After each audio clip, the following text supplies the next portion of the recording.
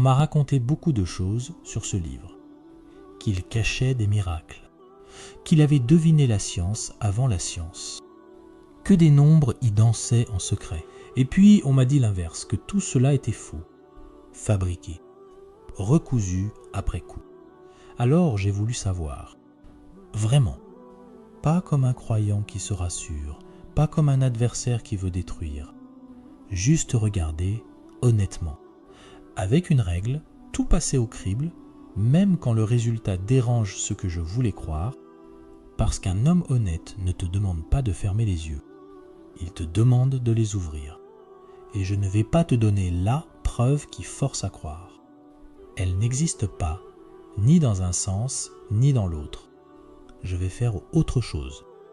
Poser une à une des pièces sur la table. À la fin, tu regarderas l'ensemble. Et c'est toi qui jugeras. Je ne te demande pas de croire, je te demande de regarder. Et je connais déjà ton objection. Elle est légitime. Si c'est vrai, donne-moi une preuve, une seule qui tranche. Mais la vérité ne marche presque jamais comme ça. Un jury ne condamne pas sur une preuve, il condamne au-delà du doute raisonnable. Pas une preuve, un faisceau. L'ADN, l'empreinte, le mobile, la caméra, l'absence d'alibi. Pris séparément, chaque indice se discute. Mis bout à bout, il ne laisse plus de place au hasard. Alors non, je ne vais pas te vendre le miracle qui te clouera sur place. On me l'a vendu, à moi, j'en suis revenu. Je vais faire l'inverse, poser des indices. De toute nature, historiques, linguistiques, moraux, humains. Lentement. Et à la fin, une seule chose comptera. Est-ce qu'ils pointent tous dans la même direction ? Voici la seule question qui compte. Au 7e siècle, dans un creux du désert, un homme qui ne savait ni lire ni écrire s'est mis à réciter, pendant 23 ans, au fil des guerres, des deuils, des trahisons, des questions qu'on lui jetait au visage. Ce qu'il a récité a traversé 14 siècles sans qu'on en change une lettre, a fait naître une civilisation, et bat encore aujourd'hui dans le cœur de centaines de millions d'êtres humains. La question est simple. Presque brutal, ce livre peut-il venir d'un homme?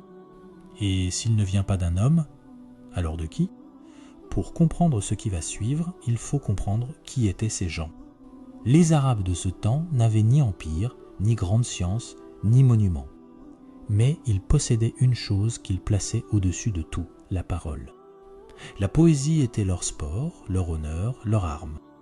Un grand poète pouvait élever toute une tribu, ou en briser une autre d'un seul vers.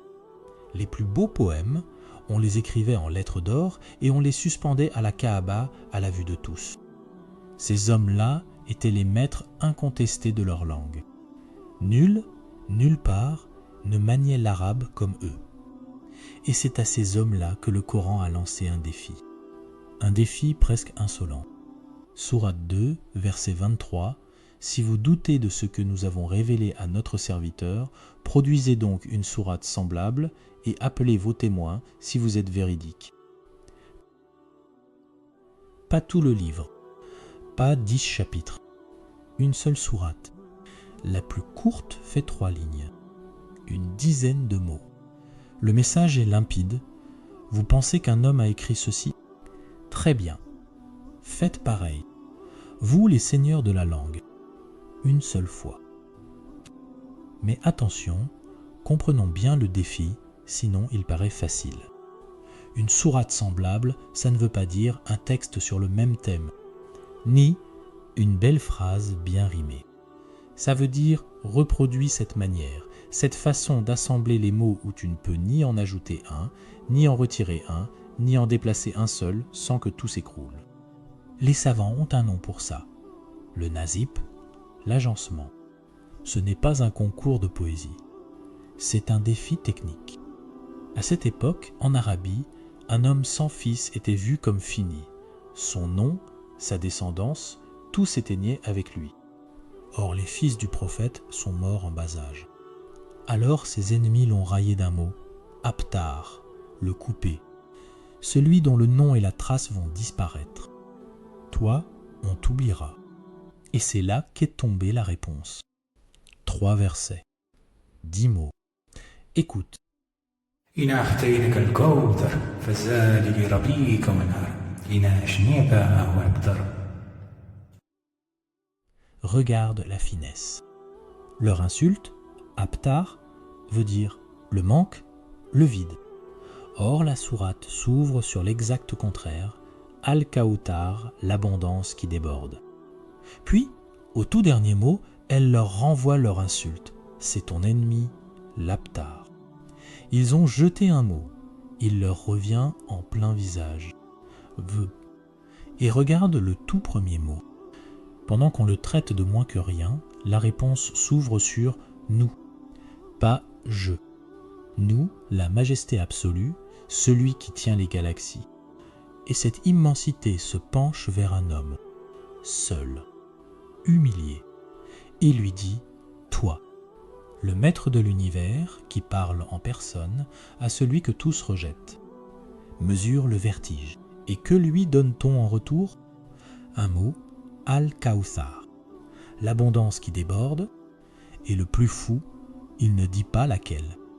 Un fleuve au paradis? Des millions de fidèles? Le Coran lui-même? Une descendance sans fin? Tout ça à la fois. À celui qu'on disait vide, la réponse n'offre pas une chose, elle offre l'infini tenu dans un seul mot. Et le temps a tranché. 14 siècles plus tard, le nom de Muhammad est l'un des plus prononcés sur terre, chaque jour, partout. Et ceux qui l'appelaient Aptar, plus personne ne connaît leur nom, le coupé, c'était eux. Leurs poètes maîtrisaient toutes les formes connues, la rime, le mètre, la prose cadencée. Ça, ils savaient l'imiter. Mais ce texte n'entrait dans aucune case. Ni poème, ni discours, ni chant. Une langue qu'ils reconnaissaient mot à mot, sans pouvoir la refaire. Et plus tu regardes de près, plus c'est troublant. Parfois, la forme même de la phrase imite ce qu'elle raconte. Un exemple, chacun vogue dans une orbite. 3 mots. Garde le squelette des lettres. Il se lit pareil de droite à gauche et de gauche à droite. Un palindrome parfait. Mais regarde ce qu'il décrit, une orbite. Une boucle qui revient sur elle-même. La phrase qui parle d'un cercle est un cercle. La forme épouse le sens. Alors médite ça honnêtement. Caser un palindrome qui en plus dessine son propre sens sans tordre un seul mot. C'est le genre de finesse qu'on ne fabrique pas par hasard.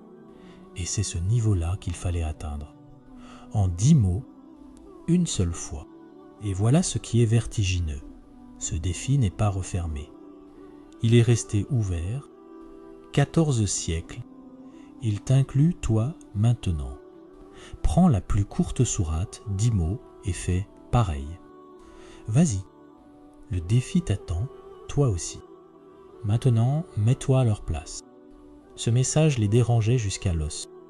Il menaçait leur religion, leur commerce, leur autorité. Ils étaient prêts à tout pour l'éteindre. Le bannissement, la faim, la torture et finalement la guerre. Des années de guerre. Leur mort. Leur propre fils tombé sur le sable. Ils avaient donc le motif le plus puissant du monde, faire taire cet homme. Et ils en avaient le moyen. Ils étaient les meilleurs orateurs de la terre. Il leur suffisait de relever le défi, d'aligner 10 mots plus beaux que les siens et de les brandir sur toutes les places. L'affaire était close, l'imposteur démasqué, sans verser une goutte de sang. Ils ne l'ont pas fait. Ils ont préféré la guerre. Ils ont choisi de risquer leur vie plutôt que de prendre une plume. Et la question résonne encore 14 siècles plus tard. Pourquoi la guerre plutôt que la plume? Et là, 2 objections honnêtes te montent aux lèvres. Posons-les sans tricher. La première, c'est subjectif. Qui décide qu'une sourate est semblable ou non? Le juge dans cette histoire, ce ne sont pas les croyants. Ce sont eux, les Quraïsh, l'élite la plus impitoyable de la critique littéraire arabe. Des hommes qui démolissaient la réputation d'un poète pour un seul mot mal placé. Et ces hommes-là étaient contre lui. Ce n'est donc pas un fan club qui valide. C'est un jury hostile qui, après avoir écouté, renonce. La deuxième, et je refuse de la fuir. Mais des gens ont essayé, non ? Oui, c'est vrai. À son époque déjà, un certain Musaylima, puis d'autres après lui, ont produit des imitations. Mais essayer, ce n'est pas réussir. La vraie question, c'est, était-elle assez bonne ? Alors je vais être franc, parce que c'est tout l'objet de ce film. Te dire, elles ont échoué, simplement parce que des musulmans l'ont décrété. Ça, ce serait tourner en rond. Alors ne juge pas sur le verdict des musulmans. Juge sur celui des ennemis. Car ceux qui avaient le plus à gagner à brandir une imitation réussie, les Quraysh, en pleine guerre, prêts à tout pour le faire taire, ne l'ont jamais brandi. Ils avaient le motif, le talent, le public. S'il avait existé un seul texte capable de faire jeu égal, il serait devenu leur étendard, agité sur toutes les places d'Arabie. Il n'a pas existé. Voilà ce qui ne tourne pas en rond. Pas personne n'a égalé, mais ceux qui en crevaient d'envie n'ont rien trouvé à s'en servir. L'un d'eux, Al-Walid ibn al-Mughira, comptait parmi les plus fins juges de la langue. Un ennemi déclaré. On lui a demandé ce qu'il en pensait, vraiment. Sa réponse a traversé les siècles. Par Dieu, sa parole a une douceur, une grâce la couronne. Elle écrase ce qui est au-dessous et rien ne s'élève au-dessus d'elle. C'est un adversaire qui parle, pas un disciple. Et ici, je tiens ma promesse, celle d'être honnête. Ce silence ne prouve pas, à lui seul, une origine divine. On pourra toujours dire, peut-être que personne n'a osé, peut-être que des tentatives ont existé et se sont perdues. C'est juste. Et on y reviendra, sans fuir, dans l'acte sur l'honnêteté. Mais pèse quand même ce fait, posément, le peuple le plus doué pour la parole, le plus motivé d'y répondre, le plus armé pour le faire, a préféré la mort à 10 mots. Et qu'on ne dise pas que personne ne l'a examiné. C'est l'un des textes les plus étudiés de l'histoire, décortiqué par les grammairiens classiques, analysé aujourd'hui dans les universités du monde, linguistique, philologie, études coraniques. On en pèse chaque mot. Mais le défi, lui, ne réclame pas une thèse. Il réclame 10 mots. Et ces 10 mots-là, personne ne les a posés. Voilà la première pièce. Pose-la sur la table avec moi. Je te dis à bientôt avec la partie 2, Inch'Allah, la préservation, que la paix soit sur vous.